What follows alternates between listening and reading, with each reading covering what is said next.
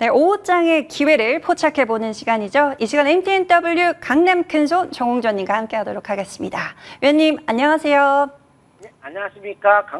명품 꿈의 투자법 강남 큰손 정홍주입니다. 공시를 알면 돈이 보인다. 인생 최고의 적중률에 도전하고 있습니다. 모든 걸 적중률에 집중하겠습니다. 네, 9월에도 높은 적중률 기대해보도록 하겠습니다. 자, 9월 첫 거래일이 시작이 됐습니다. 지수 전략 어떻게 챙겨보면 좋을까요? 예. 일단은 8월 2일 날짜에 제가 하락에 대한 신호를 드렸고 조정이 나왔습니다. 그리고 17일 날 지수 일시적 하방 경직 속에서 반등 혹은 일시적 저점 및 하방 경직권에 들어갔다는 말씀을 드렸죠. 그리고 나서 세계 상승 반전이 나오면서 5일선 매매를 하셔야지 말씀드렸죠. 5일선 매매. 하지만 제가 다시 한번 반락 가능성은 있습니다. 전략이라는 것은 여기서 하락을 한다라고 말씀드렸고요. 여기는 전략이죠. 왔다 갔다 하기 때문에 전략이라 보시면 되겠습니다. 그래서 그렇게 전략을 짜서 당분 종목 장세 초점 맞춰서 5일선 매매 이어가시면 좋을 것 같습니다. 네, 종목 장세 초점 맞추면서 5일선 매매 이어가 보도록 하겠습니다. 자, 위원님의 종목 리뷰로 열어보도록 할게요. 두산 에너빌리티, 정말 지난 시간에 말씀을 해주신 대로 K원전이 1을 냈습니다, 위원님. 우상향 패턴 꾸준히 그려가고 있는데요. 오늘은 어떤 신호가 잡혔을까요? 예, K원전 1 났다라고 제가 그렇게 강조를 드렸는데 지금 미국 쪽에서도 수주를 따른다고 하고 있죠. 그리고 이집트, 루마니아, 폴란드, 체코 난리가 났습니다. 그래서 외국인들이 연속적으로 4일 동안 어마어마하게 매수가 들어왔어요. 그래서 주가가 일단 올라갔어요. 그런데 그 좋다고 하면은 평생 가는 걸로 오해하시면 안 돼요. 지표가 과열권에 들어갔기 때문에 어제까지 봤을 때 이 투자 심리도 더 올라갔는데 오늘 떨어지니까 좀 내려왔지만 꼭대기에 갔습니다. 그래서 단기적 고점이 어제 나타났고요. 정고점 매물 때 왔기 때문에 한 번쯤 매도를 때렸다가 다시 하는 것이 안전한 거겠죠. 원래 V자로 갔을 때 외바닥일 때는 단기적 대응을 병행하는 것이 좋다라고 항상 제가 말씀을 드리고 있죠. 일단 지금 단기적 대응하면서 재차 재미스 포인트 다시 한번 준비를 해야 될 것 같습니다. 네, 다시 한번 재매수 포인트 잡아주신다고 하시니까요. 저희와 함께 이 시간 꾸준히 함께 하시면 될 것 같습니다. 다음 종목 라운피플. 이 종목도 정말 위원님께서 5일선 지지 체크하면서 꾸준히 우상향 바라보자라고 말씀을 해주시는데 잘 가고 있습니다. 앞으로의 흐름은 어떻게 점검받아 볼까요? 예, 아쉽게도 제가 이제 장중에 정말 모든 우리나라 국민분들과 같이 방송을 실제 장중 내내 이렇게 샀다파다는 그 포인트를 잡아드리면 참 좋겠지만 제가 계속 옆에서 할 수는 없으니까요. 여기 시청자분들은 반드시 설명을 잘 듣고 스스로가 자기를 지키시기 바라겠습니다. 라운피플은 제가 그때 한번 제가 그 공시내용 한번 보여준 적이 있었죠.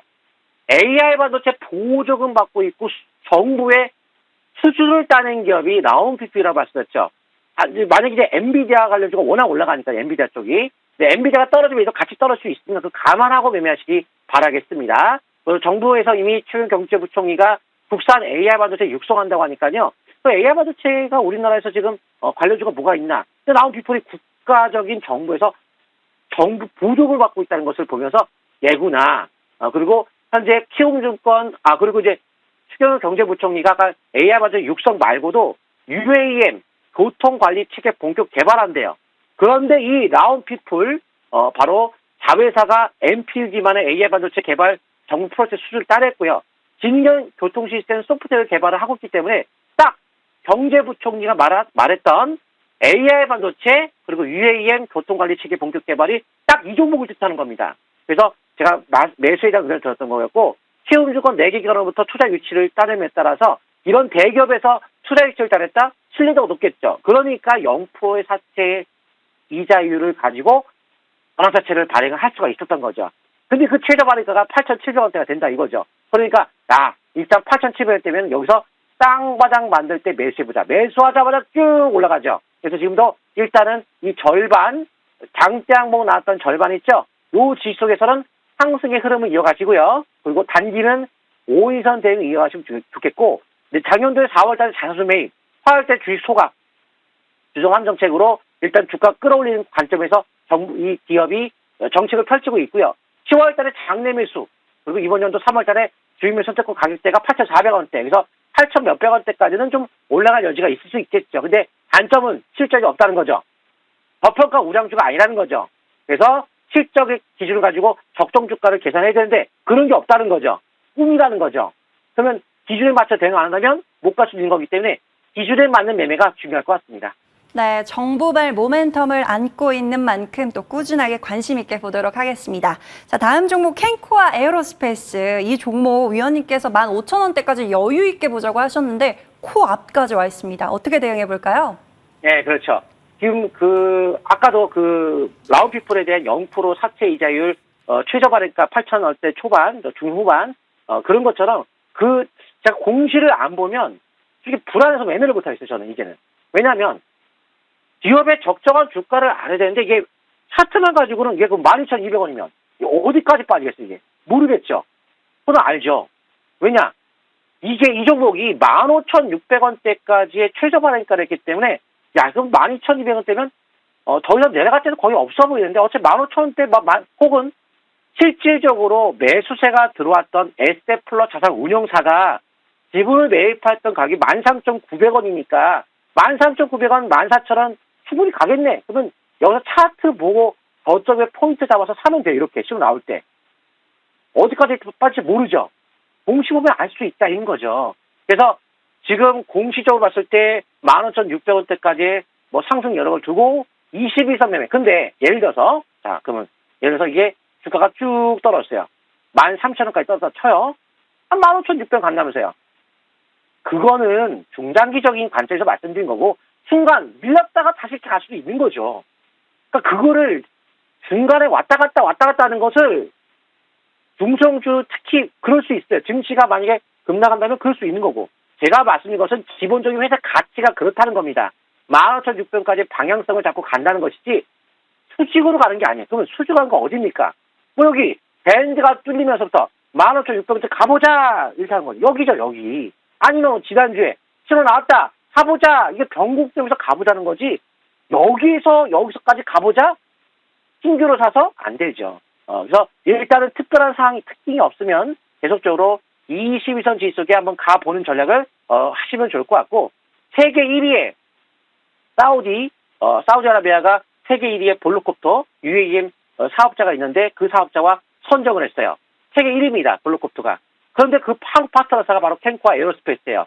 그럼 현재 이미 국토부에서 UAM 실제 착수 1단계 들어갔고 현재 포스코 하나가 손잡고서 UAM 이착륙장 개발하기 때문에 UAM 관련주의 또 대표적인 종목인 캔코아 에어로스페이스가 추가 상승세가 나타날 수가 있다는 거죠. 시간이 없기 때문에 좀 짧게 말씀드렸는데 정말 더 중요한 건 있습니다.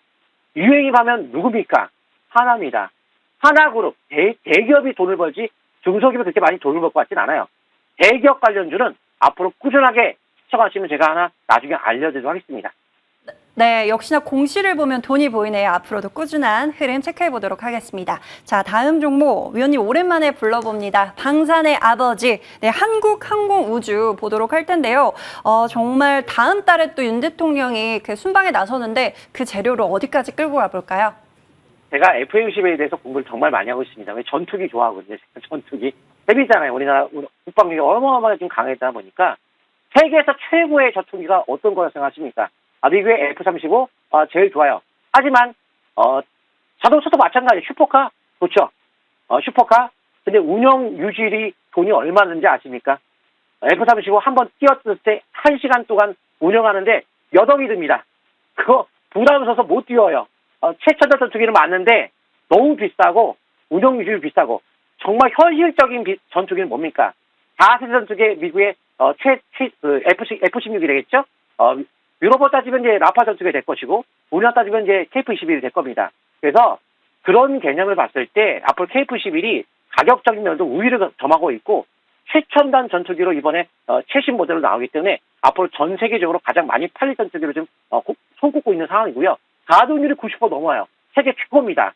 미국에서 그런 건 없습니다. 그래서 미국에서 아마 이거를 수출 추진 중에 있는데 F-22 수출될 것 같아요. 왜냐하면 훈련용으로 수입하려고 하는데 훈련용이라면 가동률이 높아야 돼요. 맨날 고장나고 또 고치고 고장 이러면 안 됩니다. 가동률이 높아야 되는데 이미 로키드 마틴이 거기에 참여했던 기업이에요. 이 F-16을 같이 참여했기 때문에 알아요. 그래서 수입할 가능성이 많다는 것을 좀 말씀드리면서 일단은 온섬에 이어가시는데 단기 고점에 왔다. 그래서 안정적인 매매는 단기적 대응하면서 5일선 및 22선 매매한다면 좀 더 안정적인 매물대가 잔뜩 쌓였기 때문에 챙겼다가 다시 하는 것도 좋겠죠. 하지만 돈에 여유가 있고 좀 먹었다가 놓쳐도 괜찮으면 여유 있게 20일 매매하겠지만은 저라면 한 번씩 챙겼다가 반 정도를 조절하면서 매매하는 것이 좋을 것 같습니다. 네, 단기 이평선 체크를 하면서 대응해 보도록 하겠습니다. 자, 위원님의 주요 종목 궁금한데요. 높은 적중률을 기록할 만한 종목들 있을까요? 근데 제가 시간이 없기 때문에 좀 자세하게 설명 못 드릴 것 같은데, 일단 제인기터, 이것도 4차이적 0%예요. 근데 최저가가 좀 낮아갖고 가격적인 메리트는 없지만, 빈사만 금고지기가 사우디 국보도 총재병 아람코 회장이 다음 주에 방문을 합니다. 거기에 따라 사우디 아람코로부터 수소 추측이 공급 계약 따는 기업이 바로 제인키터이기 때문에 현재가도 매수 괜찮을 것 같고요. 5위선에 대한 기준 갖고 다음 주 추가 상승 받으시면 좋을 것 같고요. 다음 종목은 SY입니다. 이렇게 제인키터는 바닥권에서 초기이기 때문에 좀 안정감이 있는데 SY는 전에 한번 시세가 나왔던 종목이라 조금 차이가 있어요. 큰 시세 나왔죠. 그래서 엄연히 따지면 트레이드 좀 필요할 것 같은데 실질적으로 네옴시티 업체 등록을 완료한 기업이 SY예요. 사우디에서 네옴시티 업체 등록 완료한 기업이 SY라서 현재가 4,965원인가요? 네. 여기서도 매수 관점 접근해도 괜찮다고 보는 것이 어차피 다음 주에 한 번 더 올라가지 않을까 보고 있고 일단 SY가 최대 지주도 작년도에 장내 매수가 2,700원대, 2,900원대 들어왔고요. 근데 가격대가 좀 많이 올라왔죠. 다행히도 4사절 매의 최고가가 2019년도에 5,200원까지 산 부분도 있기 때문에 일단 5위선 매매로 상승세 한번 타보는 것도 괜찮을 것 같습니다. 네, 위원님의 주요 종목까지 들어봤습니다. 위원님 또 오늘 무료 방송 진행 중이시잖아요. 못다한 내용 들어볼 수 있을까요? 예, 원래 이거 내용을 자세하게 해야 되는데 지금 오시게 되면 왜 SY와 제인키터가 중요한지 네옴시티 관련 기업에 대한 자세한 설명을 바로 드리도록 하겠습니다. 네, 네옴시티 관련해서 정말 궁금하신 분들 많으실 것 같은데요. 지금 바로 입장하셔서 저희 위원님과 함께 그 궁금증 해결해 보시길 바라겠습니다. 위원님 한 주도 고생 많으셨습니다. 네, 감사합니다.